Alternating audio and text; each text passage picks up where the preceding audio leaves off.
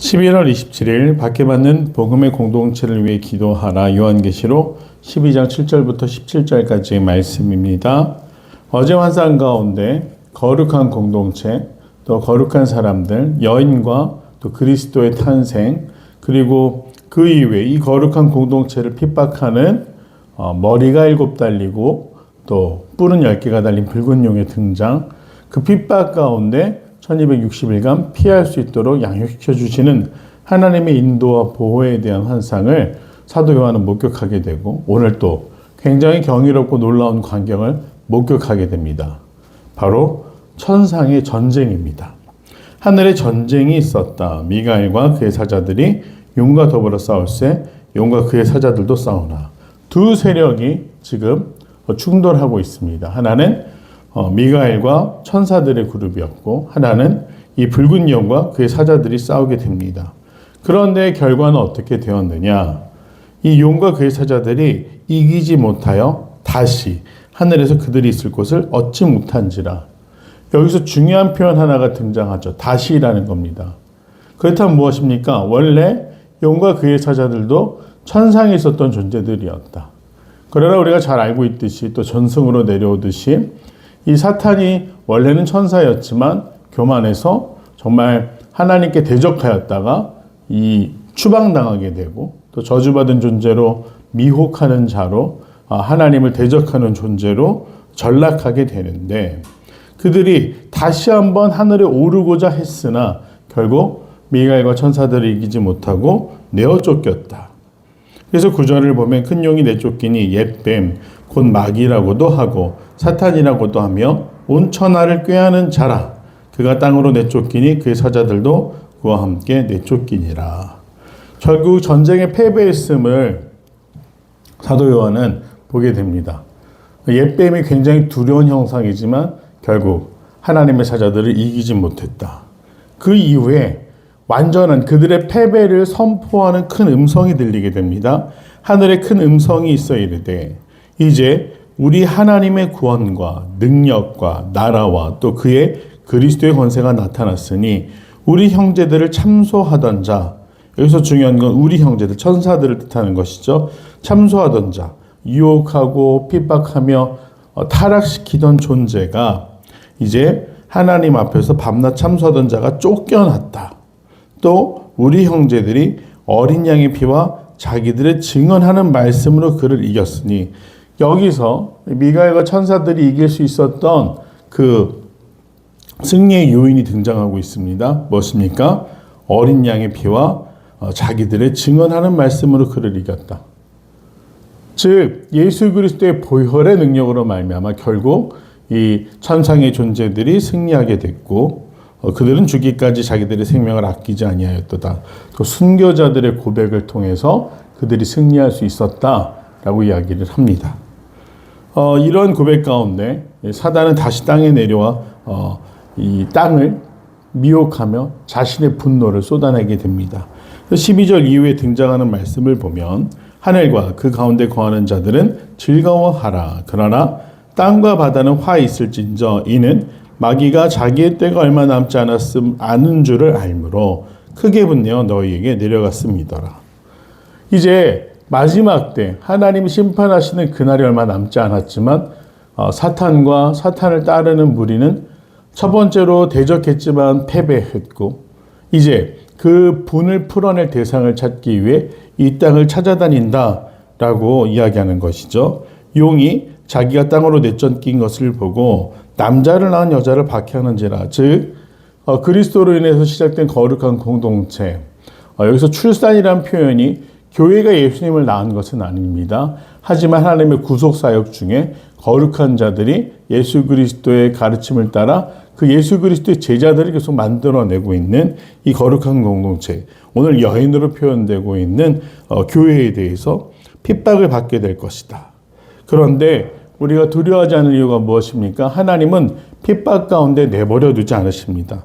14절 말씀을 보면 큰 독수리의 2 날개를 받아 광야 자기 곳으로 날아가 거기서 그 뱀의 낯을 피하여 한 때와 2 때와 반 때를 양육받으며 라고 되어 있습니다. 하나님께서 어떻게 하신다라고 이야기합니까? 여인에게 큰 독수리의 두 날개를 주신다. 그리고 광야의 자기 곳, 즉 은신할 수 있는, 안심할 수 있는 곳으로 인도하여 주신다라고 이야기를 합니다. 그러면서 한때와 두때 반때, 또 제한적인 시간이 등장하죠. 이 한때와 두때와 반때는 구체적인 어떤 시간이 아닙니다. 앞서 표현했던 핍박 가운데 성전이 짓밟히던 가운데 하나님이 지키시는 42개월 42달이 등장하고 1260일이 등장합니다. 이런 식으로 한시적이다. 핍박이 있지만 제한적이다. 결국 핍박이 결말이 아니라 이 핍박은 결국 승리를 위한 과정이다라는 것을 이야기하고 있습니다. 여자의 뒤에서 뱀이 그 입으로 물을 강같이 토하여 여자를 물에 떠내려 가게 하려 하되, 여기서 중요한 것은 한 환상을 보는데 여인을 괴롭히는 뱀이 입에서 큰 물을 쏟아내며 홍수를 일으켜 여인을 떠내려 가게 하려 했다. 이것은 핍박을 의미합니다. 홍수의 때체, 범람하는 물과 같이 압도적으로 다가오는 핍박이 거룩한 공동체를 두렵게 하지만 어떻게 합니까? 땅이 입을 열어 그 모두를 삼킨다. 뱀이 쫓아오자 뱀보다 더 빠르고 강한 날개로 날아가게 하시는 하나님. 또 큰 물로 휩쓸려고 하자 땅이 그 물을 삼켜서 안전하게 보호하시는 하나님. 환란이 없다라고 하면 더 좋겠지만 그럴 수는 없습니다. 오늘 악한 세력이, 하나님을 대적하는 무리들이 하나님의 백성들을 노리고 집요하게 공격해오는 이 시점에 중요한 것은 무엇입니까? 우리가 하나님의 인도하심과 보호하심을 신뢰하며 이것을 믿음으로 고백해야, 믿음으로 고백할 수 있어야 우리가 진정 이 은혜를 누릴 수 있지 않겠습니까? 우리가 뭐뭐할 때 하나님이 뭐하시다 어떤 조건부로 드리는 말씀이 아닙니다. 이것은 절대적인 규칙이자 하나님이라시는 섭리입니다. 하나님을 신뢰하고 그분을 기대할 때 그 어려운 가운데 날개를 달아주시는 하나님, 범람의 호는, 압도의 호는 어려운 상황 가운데 나는 피할 방법이 없습니다. 무기력하게 서 있을 때 땅을 열어 그 모든 것을 삼키시고 묻어버리시사 감히 우리에게 그 해가 미치지 못하도록 지켜주시는 하나님의 인도와 보호하심을 이야기하고 있습니다. 용이 여자에게 분노하여 돌아가서 그 여자의 남은 자손 곧 하나님의 계명을 지키며 예수의 증거를 가진 자들과 더불어 싸우려고 바다 모래 위에 서 있더라.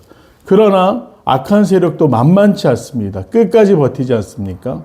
계속해서 패배하고 실패하는 가운데 거룩한 자들을 대적하기 위해 바다 위에 섰더라.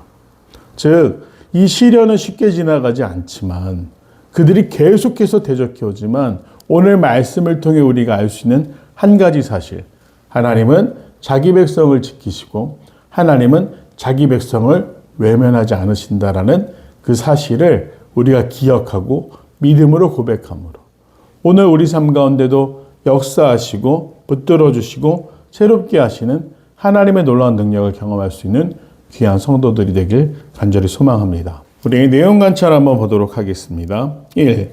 하늘에 벌어진 전쟁은 누구와 누구의 싸움이며 그 결과 누가 승리합니까? 거룩한 무리 미가엘과 그의 사자들, 천사들을 의미하죠. 이 미가엘과 그의 사자들과 용과 그의 사자들이 전쟁을 합니다. 2번, 땅으로 내쫓긴 용이 여자를 박해할 때 어떤 일들이 일어납니까? 여자가 큰 독수리의 날개를 받아 광야의 자기 장소로 이동하게 됩니다. 즉 하나님이 피하게 하셨다. 두 번째, 뱀이 뒤쫓으며 물을 토해냅니다. 하지만 땅이 여자를 놓아 물을 삼킵니다. 3번, 하늘의 영적 전쟁에서 패배한 용은 왜 남자를 낳은 여자를 끈질기게 박해합니까? 거룩한 공동체, 그리스도가 만드셨으며 또 그리스도에서 세워진 이 교회라는 거룩한 공동체, 하나님이 선택하신 존재를 질투하는 것이죠. 끊임없이 자기가 하나님을 이기기 위한 방법으로 거룩한 공동체를 박해하는 것입니다. 그러나 이길 수가 없겠죠. 4번, 패배한 마귀의 세력이 여전히 교회를 핍박해도 하나님의 말씀과 예수님의 보혈을 믿는 자는 승리한다는 것에서 무엇을 느낍니까? 안심할 수 있습니다. 핍박은 계속되지만 그것이 과정이란 사실, 끝이 있다. 또 하나님의 능력이 더 크시다. 우리가 그것을 믿을 수만 있다면 아무리 어떤 어려움이 오더라도 안심할 수 있습니다. 5번, 국내외에서 복음으로 인해 박해받는 교회와 선교사, 성도들을 위해 기도하거나 격려했던 경험이 있다면 언제입니까? 복음으로 인해 권한받는 교회와 선교사, 성도들을 위해 무엇을 실천하겠습니까? 참 안타까운 것이 우리가 행위에 의해서 무엇이 결정된다라는 그런 좀 불행한 생각을 가지고 살 때가 있습니다. 잘 되면 내 믿음이 좋아서 잘 된다. 안 되면 내가 뭔가 죄를 지었기 때문에 안 된다. 또 어떤 정말 내가 견디기 힘든 어려움들이 온다. 우리는 그때마다 그냥 어떤 행위의 결과라는 식으로 생각하게 됩니다. 그런데 때때로 어떤 시련이나 어려움은 내가 잘못하지 않았는데 찾아올 때가 있습니다. 그럴 때 어떻습니까? 굉장히 두려워지고 갑갑합니다. 또 내가 이 큰 환난을 혹은 슬픔을, 어려움을 이겨낼 수 있을까? 자신도 없어집니다. 하지만 때때로 정말 내가 아무것도 하지 않았는데 벌어지는 것 같은 그런 일들, 그런 억울함 속에서 우리가 하나님의 능력을 신뢰할 수만 있다면 다시 일어설 수 있다. 오늘날 더필그림 교회도 선교사님들을 위해서 기도하고 후원하고 있습니다. 또 성도들의 삶 가운데 하나님의 형통하심과 은혜가 있기를 간절히 기도합니다. 그러나 찾아오는 상황들 전체를 다 막거나 어떤 이해할 수 있는 것으로 풀어갈 수는 없겠지만 중요한 것은 하나님의 결말을 기대하는 우리의 믿음이라는 것. 늘 반복해서 이야기하지만 하나님은 그 과정을 통해서 우리에게 가장 선한 결말을 베풀어 주시는 분이시라는 그 사실을 믿음으로 고백하면서 오늘 각자의 상황 가운데 어떤 어려움이 있을지라도 어떤 고민이 있을지라도 하나님을 신뢰하시면서 하나님을 온전히 믿음으로 고백하면서 승리할 수 있는 정말 환난의 때 우리에게 날개를 달아주시는 하나님, 환난의 때 우리를 삼키려는 그 범람하는 물을 삼켜 사라지게 하시는 하나님을 기대하시면서 오늘 하루도 그 하나님의 놀라운 인도와 동행을 경험할 수 있는 귀한 성도들이 되시기를 간절히 소망합니다. 기도하겠습니다. 은혜와 자비가 풍성하신 아버지 하나님 감사합니다.